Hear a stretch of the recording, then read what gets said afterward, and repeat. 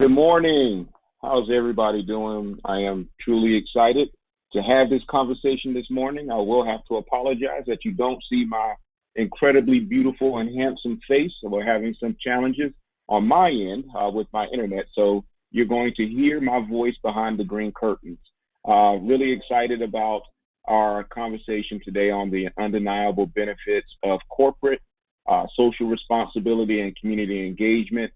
This is the first of our new DEI Rewind series, which is an opportunity for us to really go back and delve deep into some of the more memorable conversations from our past Diversity, Equity, and Inclusivity Conference session. So today I'm really excited to get everybody started, but let me give you and some well wishes and a welcome.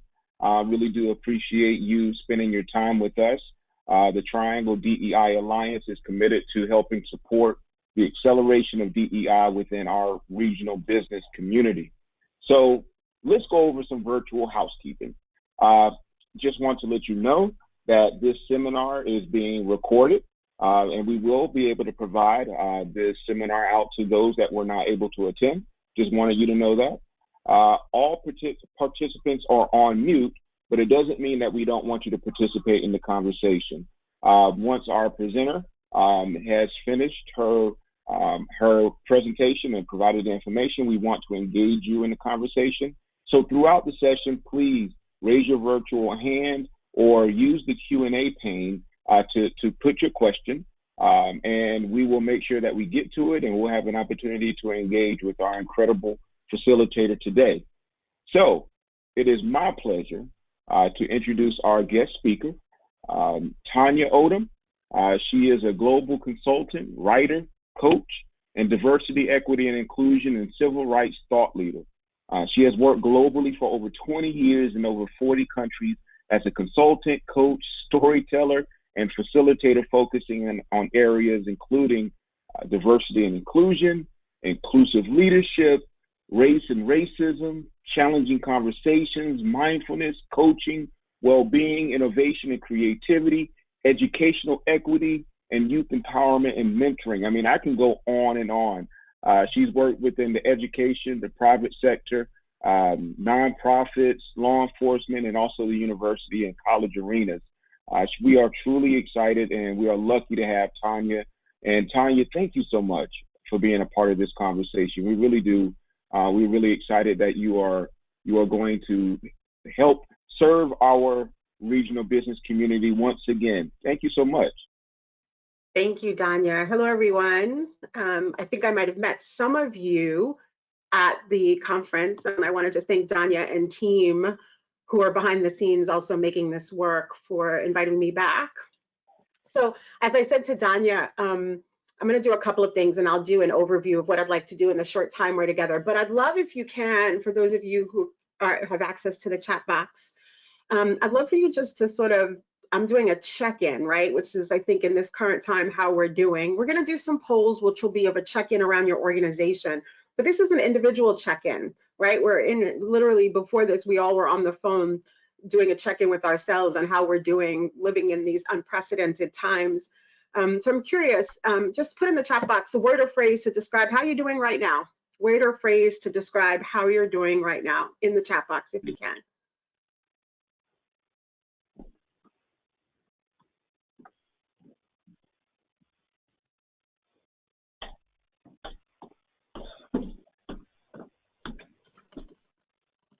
I'm just writing, many of you might be calling in, right?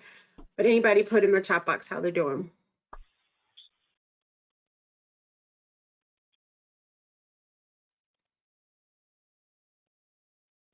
So I'm assuming most of you are calling in because I'm not seeing anything in the chat box. But what I would, oh, there we go.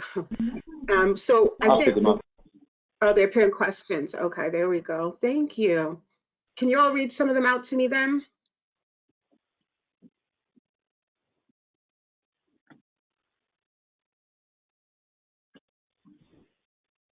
Stan Kimmer says they are doing fine into a pattern/rhythm. Kimberly Velasquez says well and hopeful. Patrice Gilmore, relaxed. D. McDougall says that they are here. Good. That's great. Thank you. Thank you for that. Thanks, Justice. So I am calling in on this webinar from New York City. So I want to say a couple of things.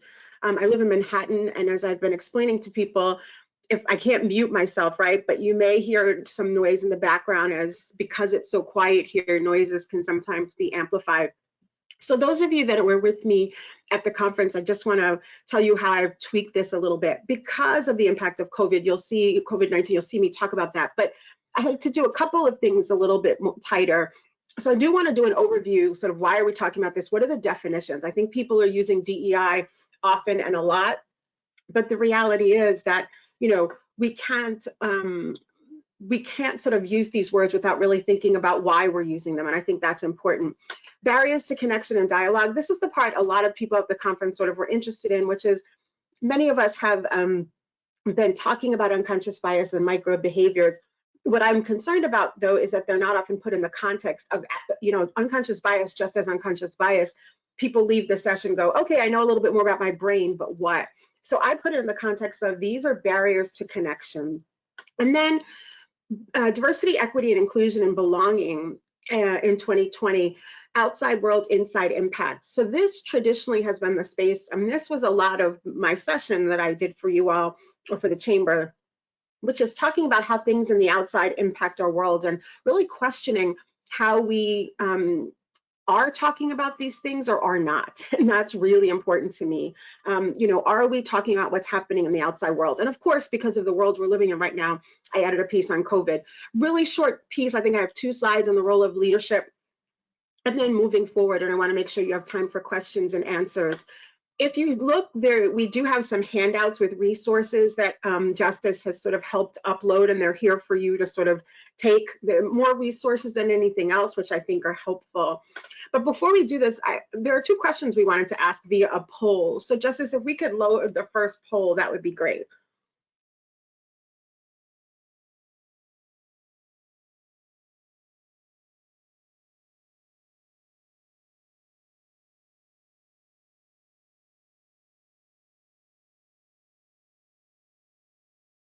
So Justice, do you want to read it out? Because I can't see it on my end.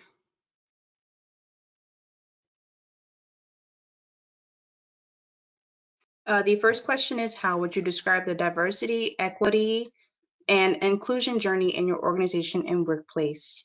Please select all that apply. Beginning, we are at the beginning. Intermediate, we have been working on it. Advanced, we have been working on it for quite some time. Someone's saying they're trying to click on, it looks like people are making some comments in the box.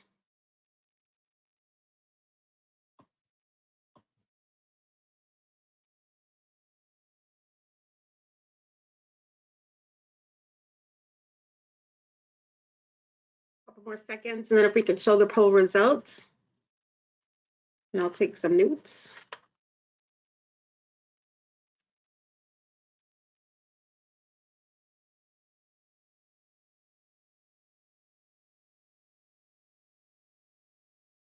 Okay, so if we could end the poll and show the results, or if you want to read them out if they're not showing up.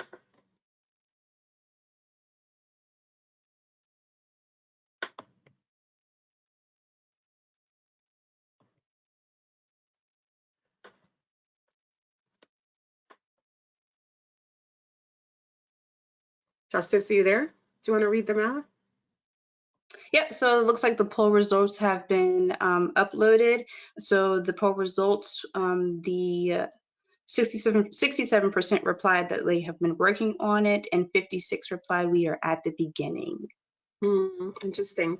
That's interesting about being at the beginning. I think that's really, really helpful for me to hear. Let's do the second question, because I'm just mindful of time too. So just as we go through technology. So can we load and read out the second question? Thanks, Justice.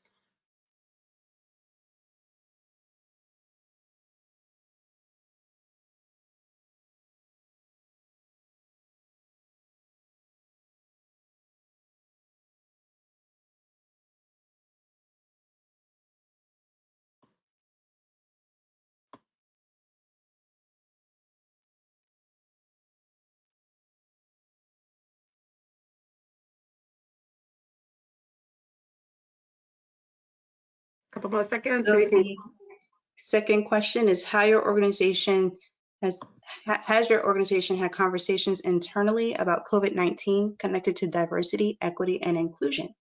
These selections are yes, we have, no, we have not. Some of us have had organizations, but not, some of us have had conversations, but not as an organization. Great, thanks.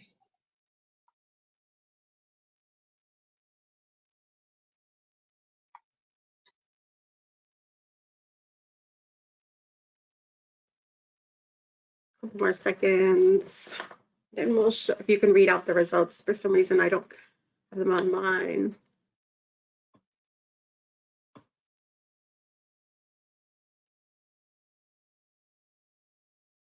Couple more seconds. I see them now, Justice.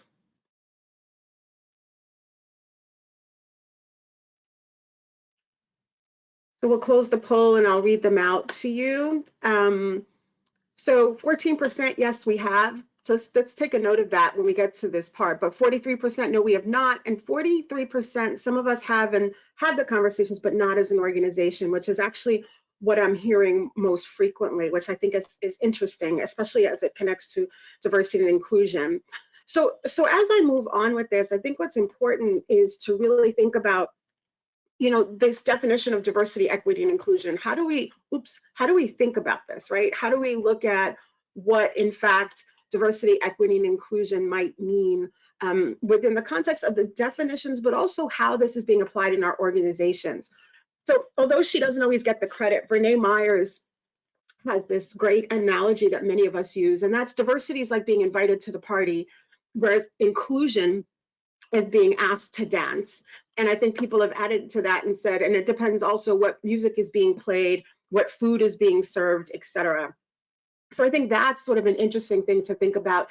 I would say, and some of you have heard me say this, that, you know, when I first started over 25 years ago, we used diversity, and diversity really focused on people, right? In many instances, it's representation. So, you know, I was about to yell on Twitter this morning, which I didn't, because I did use the hashtag DEI rewind to tweet out some resources for all of you. But, you know, there was a webinar coming up that looked absolutely great around leadership, and I was going to register, and then I saw that it looked like there were no visible people of color on the panel. And so I think historically we would say, oh, there's no diversity. Now, there is diversity in that group. It's not all visible, but it's something to think about when we're talking about this. And so now, 25 years later, I'd say the last 3 years, there's been more and more resources coming out about diversity, inclusion, and belonging. And this, which is interesting because I was in Europe in November, and literally this has gone viral, this little sort of meme or piece here. Diversity is having a seat at the table, inclusion's having a voice, and belonging is having that voice be heard. And I think, I'm not sure why you all just had that happen, but we'll put it back into presentation mode. So I think what's interesting about this is that this is where we start to sort of think about what does it really mean to have belonging in the workplace. And so what I did was I actually looked at, you know, what some of the research on belonging is about. I actually tweeted out using the DEI Rewind hashtag a recent article by Howard Ross around the business of belonging. So I'm going to load some of this here so you can see it. And I'm curious, as I load these and you look at, this is what some of the research from different studies said, this is what it means to belong. I'm curious if some of you in the chat box would tell me which of these jumps out at you. So if we think about this, right, sharing stories, feeling that my contributions in team meeting are valued, introducing someone as a whole person, which of these are jumping out at you? Just, you can write it in the chat box and I'll see it.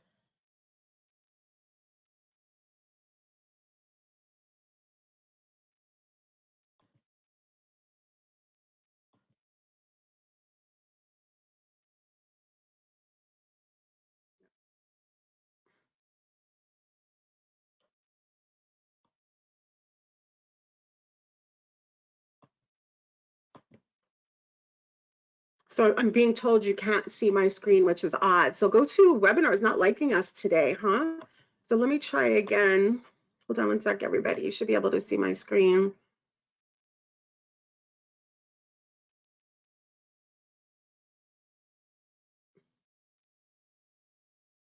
You have to, Justice, you may want to send me that option to share my screen again, because it's here. Can you all see now?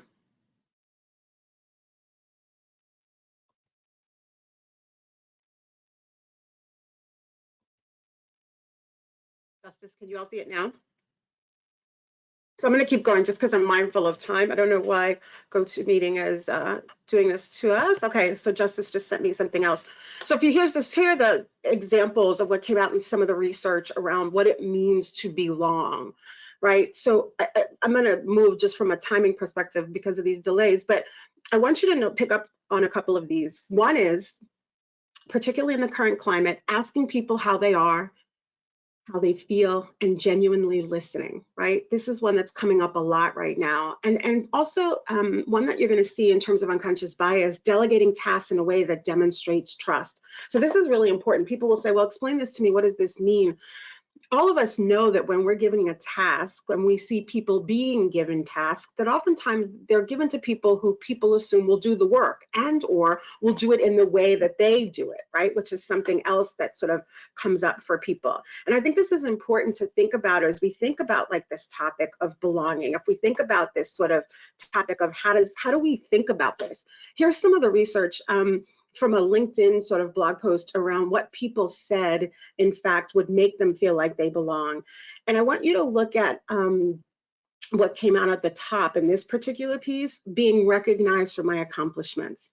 And what you're going to see towards the end is that, you know, a lot of the research is showing that some of the things that to me are basic good leadership, and some of you I know would agree, are actually things that are really valued around the diversity, equity, and inclusion work. How are we recognized for our accomplishments?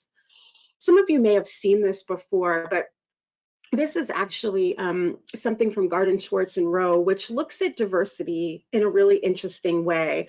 And what it does is sort of, it says, these are the aspects and dimensions of diversity. Now, that being said, I think a lot of us would probably agree that there are some things missing as we look at this in the context of 2020.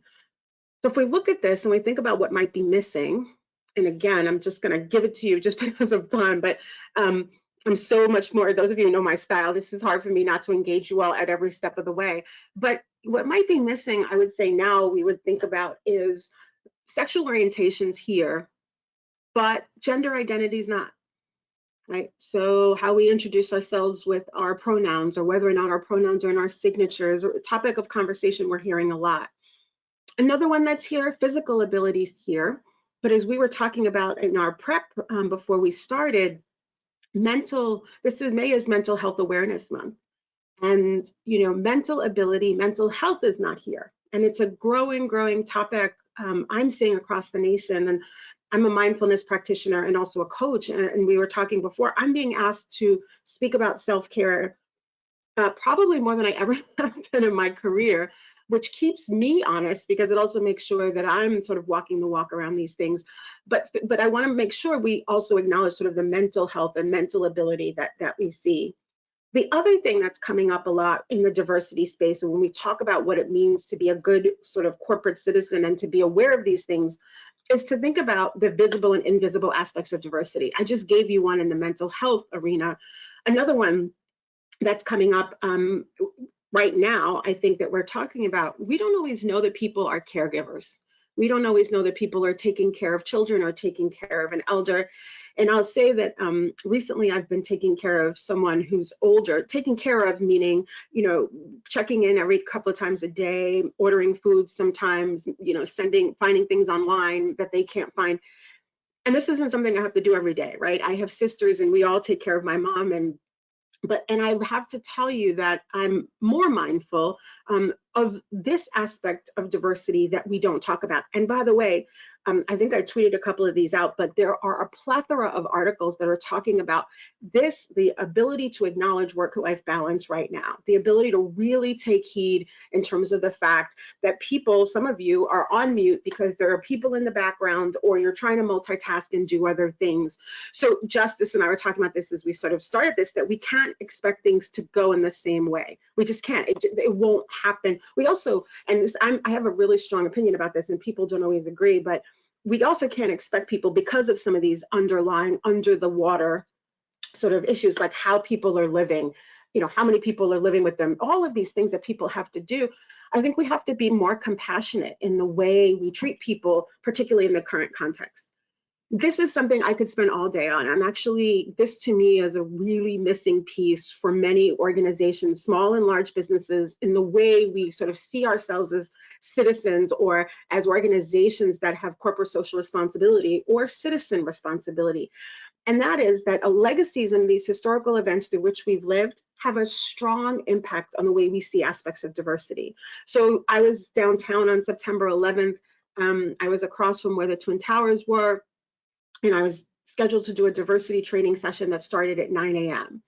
There's no way, as a New Yorker, as someone who does diversity work, as someone who really tries to be honest with myself and be self-aware, that I can't say that definitely impacted me, not just, in terms of being a New Yorker and having that trauma, but in terms of diversity, in terms of who I saw and my levels of trust and what the city was telling us. And there are tons of stories I can tell you about being called into schools after 9/11, and really watching Muslim children, Muslim students be treated so unfairly. By the way, not intentionally all the time, but in terms of the fear and what fear does. And you see, I put at the bottom of the slide, COVID-19 quarantine time, living in a pandemic or during a pandemic is also going to have an impact. And oftentimes in sessions, because we have people from all over the world, this is global. So I would just ask you to think about, as I do this, as I continue talking, what are some of the historical things that you've lived through? And how might they have impacted your thoughts on diversity, right? Your thoughts about gender, your thoughts, a whole bunch of things, right? I mean, I think LGBTQ issues, all of these things. So this is where I get into the barriers to connection and dialogue. And again, I would ask you all to think about, in your organizations or in your community, what are some of the barriers? Just think about that, right? What are some of the barriers to connection and dialogue? And I think one of the things that we know is that we have really strong beliefs about meritocracy. And we often believe that meritocracy is actually what makes our organization strong. It's the survival of the fittest, the people who did the most work, the people who worked the hardest. And actually, what we know from data is that meritocracy doesn't always play out like that, or is not really practiced in the way that we say it is. And so 2 articles, I think, that really talk about some of the barriers. One is we just can't handle diversity. And this basically says 2 things. One is, and this is interesting within the current climate, that we actually over-rely on this notion of meritocracy. And the second piece is that we have this lack of awareness of social unfairness. And I think, I've been on probably 7 to 10 webinars about the disparate impact of COVID-19 on vulnerable communities and communities of color. And I think what's really important when you listen to doctors and when you listen to policy people, it really is important to also put in the context that it's not just underlying conditions, right, which people want to focus on. It's actually that we had structural inequities, right? And that's this lack of awareness of systemic unfairness. I pitched an article recently because there's this thought for many of us in the space around, now that we're seeing this, or more people are seeing this, what next, right? So it's something to think about in our organizations. And then diversity doesn't stick without inclusion. An over-reliance on counting people, an over-reliance on saying we have this many women, this many veterans, this many people of color, this many millennials, it actually, it's only half the story. If we don't also look at what's the role of inclusion, how inclusive does our organization feel? Right? Do people feel like they're included or that they belong? And that question, for me, for those of you who are saying, well, how do we get there? Would have to be questions like, that means some assessment. That means either some surveys or focus groups to really say, we're saying this is who we are, but if we're really responsible, that corporate responsibility, if we're responsible around this topic, then we have to really assess how we're doing. So another barrier is, and again, I'm going through these things quickly to make sure you sort of get the high level and pieces of, Danya wanted me to do, a lot of what I did when I saw you in person, some of you in person. So these are sort of the recipe for unconscious bias, right? All of these things potentially create unconscious bias. And the thing for me that isn't spoken about enough is that unconscious bias alone, yes, is important. Yes, we need to learn how to mitigate it, but, also is often a precursor to these micro behaviors which I'll define, but often are parts of what sends messages to people that they're not included, like interrupting people, like not inviting certain people to meetings, like, I can go on, and many of you could give me examples. And then I just want to say there's still larger acts of discrimination. So I'm working with several clients where there were racist graffiti, anti-Semitic symbols, that still exists. So whether we see it in our own backyard or not, I think it's important to know that. So I'm going to load these things quickly so you can see them for yourself, hopefully. And if you're not calling in, tell me, please, so I can read some of them out. But the thing for me to pick out from about unconscious bias, or to leave with around unconscious bias, is, it forms from certain bits of information, but we make decisions often based on these unconscious biases. I make a decision who may be on a project. I make a decision who I may want on my team. And they're often triggered by race, gender, and age. And I always ask people why, and people say because, those are the visible ones. And I say, yes, for most people, they're visible, right? Absolutely. And for some people, they're not. So I, as a person who looks the way I do, I know that race is not something that people would think that I identify with strongly sometimes, and actually I do as a biracial person, and that's not always seen. I would also say, and I always say this, that people with disabilities would definitely say that although they might not be often included in this data point, that obviously if I was here, you would maybe not be able to see a wheelchair, but if you saw a wheelchair, or I walked in with a cane or dark glasses or some sort of hearing, if I was hearing impaired and had something or hearing aid, that there are biases that we might have about people. And I think one of the things for me in doing all this research on unconscious bias all these years is to see how often I could notice it playing out. So if I go into a store and I'm noticing who I think is the manager, true story, by the way, right? In me sort of going into a store and having someone who was lovely helping me with someone that I was buying sort of clothes for, and someone came in and was very rude to her, and the person left very quickly, and I said, you know what, I would not last. Your manager would fire me within 2 seconds because I couldn't. You were so gracious to that person. And she said to me, she said, I am the manager. And again, we have those moments. It's not that I didn't think she was smart enough, whatever enough, but to me, whatever unconscious bias was going on, I didn't think she could be the manager. It just didn't dawn on me in that moment. A couple of types of biases. So actually, what's interesting is, for those of you who are interested, I can, you can look up this up, but Neuro Leadership Institute has identified 100+ types of cognitive biases. I think there are a lot to know, but here are some that I see playing out in the workplace and in communities, by the way. Affinity bias, this is one that many of us can identify with, right? So I always joke and say, I like jewelry. So when I walk in a room, even an audience of hundreds of people, my eyes get caught on jewelry and scarves because those are things I like, right? And by the way, the research says if I bought a red car, all of a sudden, what do I see on the road? Red cars, right? It's actually selective attention. It's what our brain does. The brain similarly does this around affinity for certain people. It could be based on where we work out, where we buy our coffee, where we went to school, where we worship, all of these things, right? Halo horn, oh, you're from New York City. Oh, or, oh, you're from New York City. Oh, right? This notion of where I used to work. This notion of sometimes what country I'm from. I either put a halo on you without having information, or we put a horn on you. Confirmation bias, you see, all people are like that. New Yorkers, they talk with their hands. You see, Tanya's there, she's talking with her hands, right? It's confirming, because unconscious biases are basically shortcuts for our brain. Our brain is receiving so much information. Some of the data points say 11 million pieces of information, and we can only process 40 to 50. So that's what happens.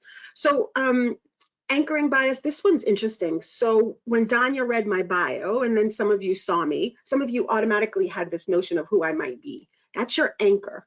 And many of us know, and I think particularly for people who've been historically marginalized or stereotyped, this is something that's really something that we have to think about how we move beyond. There's an anchor there. And then distance bias, I don't see you, so I don't think you're working as hard as I am, right? Like somehow you're not working as hard. So take a look at this slide about what increases biases. And I would just say, without even asking you all, because I can't see you right now, that probably a lot of these things are happening for all of us a lot more these days. But in general, they happen. So if unconscious biases can be increased by these things, then we know that they're happening, right? We know we're usually multitasking. And stress right now, as I said, is really high for many people. Then there's something which I'll tweet out a couple of things later on more about this, but Google several years ago did a project, and you may have heard about it or read it. It was called the Aristotle Project. And what they wanted to do is look at what made teams successful. And what they found out was that all of these things were important for teams, but what really made teams successful was psychological safety. And this is where, in fact, team members felt they were safe to take risks and be vulnerable in front of each other. And I just think I actually put this in more recently to a lot of my presentations, because I always talk about psychological safety, which you can see defined a little bit more here. But this notion of really creating a space where people can feel safe. This is often a barrier. We're moving so quickly, we're not thinking about what gets in the way. We don't want to look ignorant, so we maybe don't say anything. That's why I asked you that question of, are we having these conversations about what's happening with us during the current pandemic? And the interesting thing is there's so much data right now. Amy Edmondson, if those of you are interested in learning more about psychological safety, has 20 years of research on the importance of psychological safety, the impact of having groups be able to, in fact, talk with each other and understand each other, and we see improved performance. So organizations that get this, that really have a sense of responsibility, understand that it's not just expecting the outcome, it's what do we set up in order to have the outcomes that we want. And so I'm going to quickly go through unconscious microaggressions and then sort of get your questions. But actually, after this, I'm going to get your questions before I do the last piece. But this is something, to me, this came out last year, and I think this speaks volumes. This study basically said that organizations were getting better at working on issues of diversity, but they were missing the everyday bias, these sort of little things in some ways that are happening to people that we don't even talk about. And I think this, in fact, underscores where we are around the topic of diversity, equity, and inclusion. A lot of the organizations are. What does this mean? It means that people talked about the frequency of bias. They talked about microaggressions. And let me stop for those two. And the data suggests that, in fact, the people who people saw the frequency of bias and microaggressions differently based on who they are, right? That's what came up for people. And the other thing that happened in this study, which I think is so interesting, is that many of us identify ourselves as allies. You know, we just think we absolutely are allies. Like we would identify as allies. And yet there was no action attached to our behavior. That's what came up. So I want to show you microaggressions and then have Danya sort of look for some of the questions that you all have. But here's some definitions about what microaggressions are. And just a little background, historical background. In the 1970s, this term microaggressions started to be used by Dr. Chester Pierce, and he was talking about it in the context of how he saw Black people being treated. Mary Rowe, who was working at MIT, actually did some research, and it completely aligned with what Dr. Pierce had been seeing and noting, and that was she looked at sort of why people of color and women were leaving organizations, and everyone expected to come back with these big things, and actually what she came back with is that they're small. And look at this quote from her down the bottom, they're woven into all threads of our work and life and of education. And so these are the reasons, and they're small over time, consistent. It's not one time I roll my eyes at you, right? I was doing a webinar the other day with a group, a small group, and one person was on their phone most of the time, like literally visibly on their phone most of the time. And I was thinking, that's interesting. I wonder if he's like that at every meeting, right? And if so, what's the message to the person speaking? So here are two cartoons that show this. That's a very good suggestion, Ms. Wilson. Perhaps one of the men would like to make it. We see this in the data that women will sometimes talk and the idea is not really embraced. And then someone else will say it, often a man, and people will say, oh, that's a really good idea. And then here's another one. Let me interrupt your expertise with my confidence. Now, while I will say this happens, I think, with all across the gender spectrum, I do think sometimes we see, and I can tell you, I experience this often, and I would say how many of us, when we think about it, have been in situations where we may have known more than a certain person, but in fact, because of someone's confidence, they were perceived to be, in fact, better, etc. So I'm going to stop here because the last part is really about the sort of in the context of what's going on around us. So I'd love if we could sort of put some questions, comments, reflection, thoughts in the question part. I think Danya will sort of look through those and read some of them out to me as I take a sip of water. So questions, comments, thoughts, reflections. Thanks so much, Tanya. Everyone, if we have a few questions that I'll start shooting off to you here, Tanya, and then if other people have questions, please don't mind. Just put them in the box or text me. I have a couple questions that are actually texted directly to me, Tanya. So people have been using all of their media outlets here. So Amelia asks this question. Yeah. In your experience, what are the top challenges faced by individuals in underrepresented groups in the workplace? And it's a two-part question. The second part is, what strategies have you used to address these challenges? Mm-hmm. Yeah. Yeah, I'm asked this a lot. So not to sound like a data head, there's a really good study and piece of research called the emotional tax for people of color in the workplace. And I think what it shows is that there's an additional emotional tax, right? In terms of a lot of things, in terms of microaggressions, in terms of questions about competence, and that in fact this takes a toll. It takes a physical toll, mental toll, et cetera. That's the challenge. I mean, I could go through the groups. I think for women, we've seen what the challenges are. Hi, Danya, I see you now. Nice to see you. That we talk, and I think particularly what I'm hearing right now is sort of expecting women to work at the same pace, women who in fact have people at home that they're caring for. Mm-hmm. Oftentimes, women have often just not been seen to be as ambitious, which the research has pointed out is not true. I can go on and on. I want to say this though, because I think two groups often don't get talked about, which are LGBTQ and people with disabilities.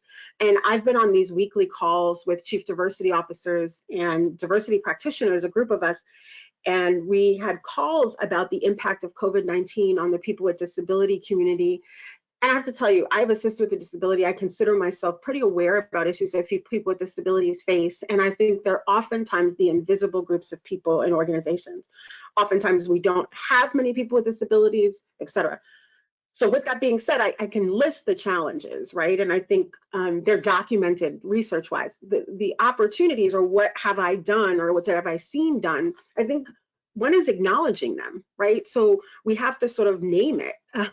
We have to name some of these challenges. We can't just say that, for example, people of color don't have the same advancement opportunities. We can't fix it if we don't name it, right? So let me just say that. We have to do that. And you know, side note, this is how my brain works, by the way, since I was a child. And we have to get the data sometimes to prove that to other people, unfortunately. Right. And I'm okay with that, right? I can tell you anecdotally, but do we do assessments really rigorously? Not just throwing together something, but I'm working with a client now, and I literally interviewed several different firms to look at diversity assessments recently to see how we could get the best data, because I wanted to make sure that we had solid data as we looked at the strategy. I think there's several things. We know mentoring and sponsorship programs work. We actually know sponsorship programs, in fact, help women and people of color exponentially. Like the data's there. If you look at the book and the research, Forget a Mentor, Find a Sponsor, you'll see this. We know that works, right? So that's helpful. I think affinity groups are helpful if done well, right? So affinity groups, employer resource groups, business resource, whatever you call them, if done well, they could also help. And I just have to say, how do I say this nicely? I was going to say clued in leaders. That's not very good language, but I would say leaders who are mindful and aware. And I'm going to get back to this structural issue of the historical structural issues and challenges that have impacted people. And I think I'm going to be on this. I have a new reason to keep pushing this, even though I've been trying before. But this current climate has shown us we need to know what that's about. Mm-hmm.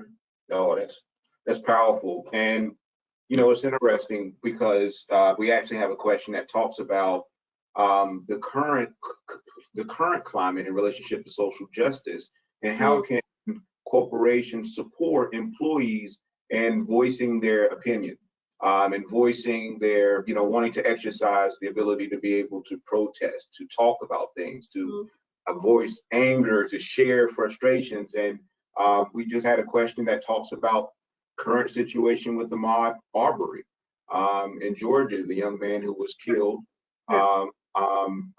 while jogging, and sort of the feeling of there's a lot of folks that want to be visibly outraged. They want to support efforts that call out this social justice or this social injustice.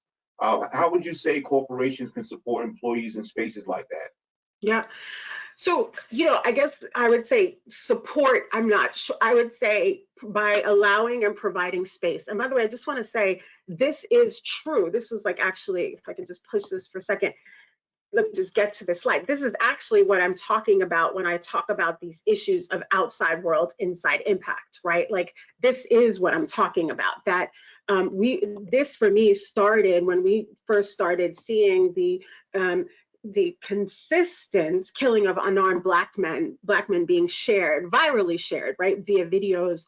And my whole work world changed, literally. In the killing of Philando Castile, Alton Sterling, and then the Dallas police officers, all in a short period of time, really shook organizations, many of them, not enough, to say you can't expect there to be this wall between outside world and inside impact. That the people will be talking about these issues and feeling something. So whether or not you're going to be, in fact, talking about it, shows something about leadership. I mean, I just want to be honest here. And in fact, there's a whole body of research called CEO activism.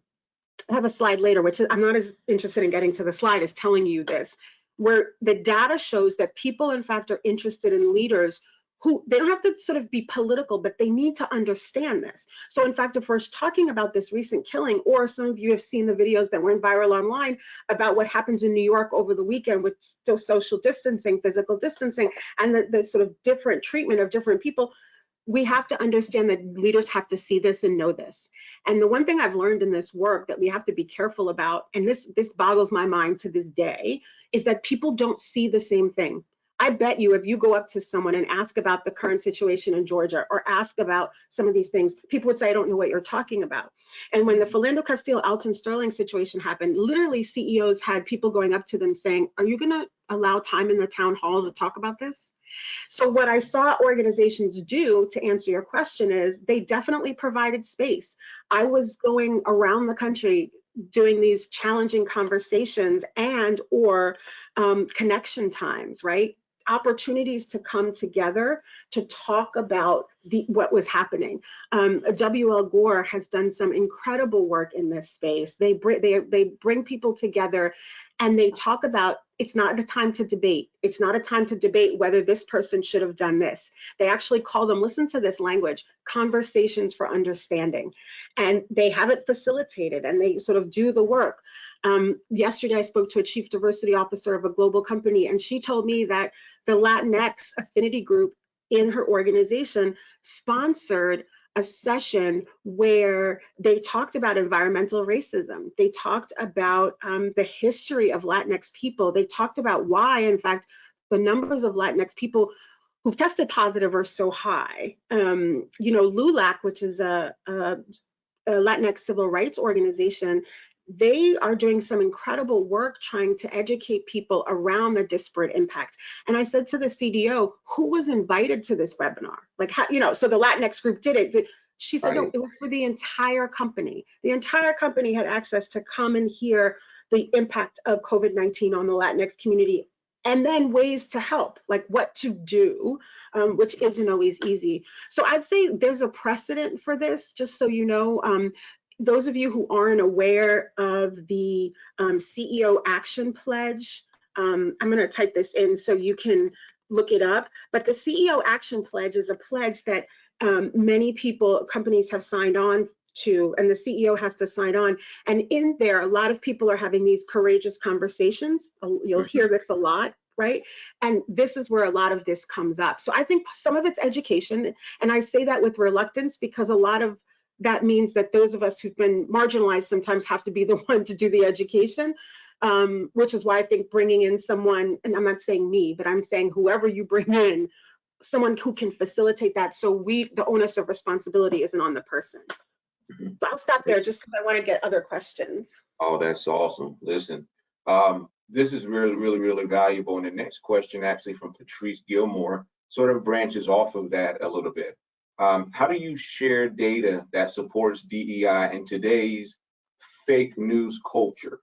Yeah. There seems to be a new default mode in which some choose to deny that the problem exists or dismisses the data rather than address the issues.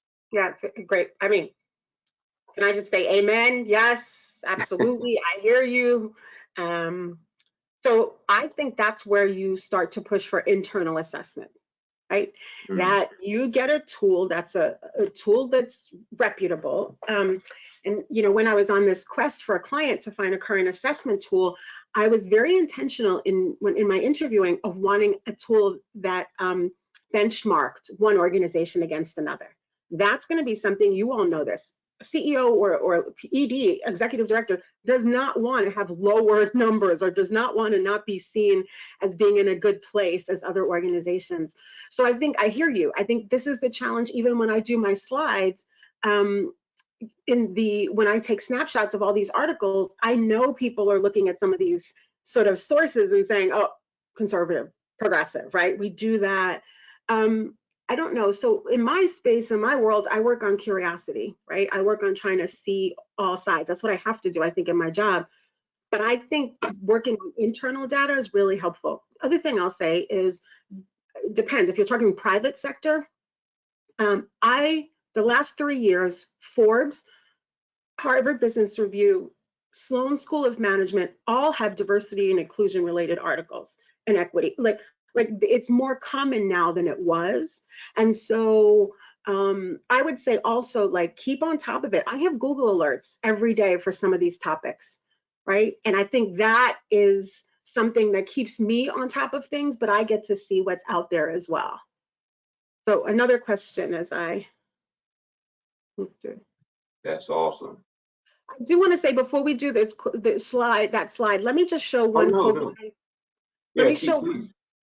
No, but there's your screen. I think your slide is on screen. So let me just. Here we go. Yeah, I know I got it.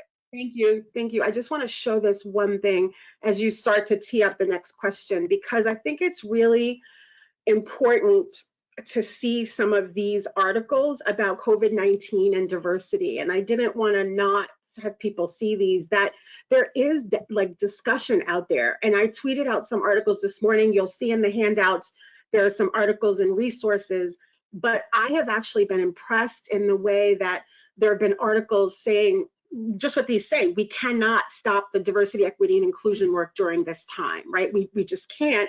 And they're just like, how can we not talk about the anti-Asian discrimination as a topic of diversity, equity, and inclusion, right? How can we not talk about the disparate impact and not connect it to diversity, equity, and inclusion? So we're in a really interesting time, and I think it will be interesting from a corporate citizen perspective and responsibility perspective, whether or not companies actually use this time. We have more time. We're trying to push people to do all these things, but do we have conversations now, because people are not traveling? Do we provide people with resources? I can tell you one large global tech company, their chief diversity officer put a list together for their leaders, incredible, of like, here are articles related to the Latinx community in COVID. Here are articles related to this group in COVID, right? So I think that we have opportunities during this pandemic, as best we can, for those of us that can, to keep this conversation going. Absolutely. There is no way that we can suspend our DEI values in this time. Right. And we definitely don't want to lose ground. And we've been hearing that. We have, I think, within our regional business community, well, I know within our regional business community, we have DEI practitioners. Some of them are on this call right now. Dee McDougall, Patrice Gilmore, Stan Kimmer, folks that are really focused in on to support communities and corporations in this space.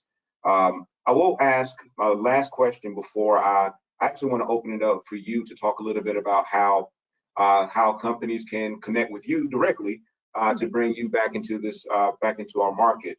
An Edelman report talks about the correlation between corporate citizenship and consumer decisions. Can you talk a little bit about that? Just a 2-minute spiel. Yeah, so if you see perfect on the screen, one of the screenshots I have is stocks of good corporate citizens are thriving. That's exactly one of the pieces I have, because in fact, this time, and I think right now we're seeing this, companies that we've heard, Patagonia, Apple closed its doors early to this. We have long memories around some of these things, right? People who've done well by their hourly workers, right? This is a really big thing that happened early on in this group that I'm in. Chief diversity officers were sharing who, in fact, were paying hourly workers, who, in fact, extended their benefits, right, for different groups of people. I've heard of incredible stories around this. Companies, a tech company that in fact took off the cap for the number of therapy sessions that people could have, increasing EAP services for people. Like, I've just seen sort of people do this, and I think we know this, that the Edelman's report and this sort of CEO activism piece data shows that, in fact, if I believe that my company, my leadership understands me, what's important to me, what's happening in the world, look at Ben & Jerry's. If you haven't seen some of Ben & Jerry's work on racial equity, on sort of historical marginalization, you've missed out. And like, I like them even more. Not that I needed more reasons to buy Ben & Jerry's, but that like, I do support companies. And this has been, by the way, since I was a kid. We grew up like boycotting, certain products during apartheid that we knew was sort of had a stake in South Africa. I mean, this is just how some of us grew up. But I think now we're seeing it play out. I mean, the news about Nike handing out, I don't know how many of you saw this, Nike handing out thousands of sneakers to healthcare workers. Like, that's going to make me look at Nike sneakers very differently than the sneaker next to it, right? And by the way, I don't get a kickback from them, but I'm just saying, like, that's going to make me think about it. So absolutely. And I think now we're going to remember some of these companies. Absolutely. Absolutely.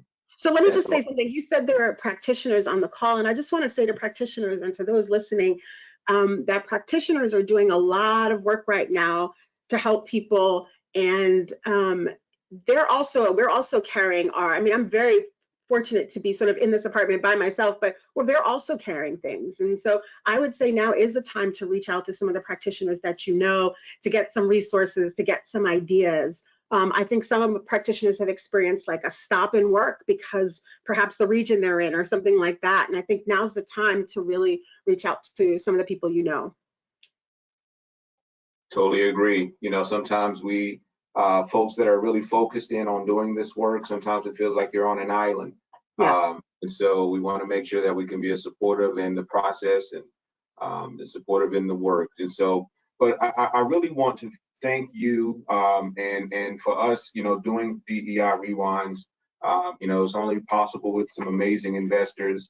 I'd like to thank the City of Raleigh, our Wake County, BASF, Green Resources, Red Hat, LexisNexis, and also we have just a huge set of investors that have been incredible in supporting the work that we're doing. And so we like to thank all of them for allowing us to be able to support our community at large in this work. Again, thank you so much, Tanya. Truly, thank you so much. This has been incredible. We really do appreciate your time, your wisdom, your expertise, and also your passion What I want to say is that I'm going to give you the final 30 seconds to talk about how folks can connect with you, and maybe you can put your email address in the chat box. But we will be having another DEI Rewind series in another probably week and a half. It will be focusing in on marketing messages. We will have Dr. Joanna Schwartz, who was our setting the stage speaker last year, DEI conference, focusing in on messaging and marketing. So really excited about that. So Tanya, I'll give it back to you. How can people connect with you? Yeah, so I just put my email, I put my Twitter handle in the chat box. I did tweet out some articles earlier this morning before we had this, so you all can find them. I'm pretty easy to find online. I don't know if that's bad or good, but I just want to, so that I think is simple. But I want to thank you, Danya, because I think you and the chamber and people who join the call, I do think it's easy to sort of, especially when we all do have some concerns and stressors during this time, to not think about this. And so when you reached out, I appreciated it. And I appreciated being there live with you, but I appreciate also this opportunity as well. Awesome. Thank you so much. And thanks to everybody who participated. We look forward to connecting with you soon. Y'all take care. Have a great day. Bye, everybody. Take care. Peace. Thank you.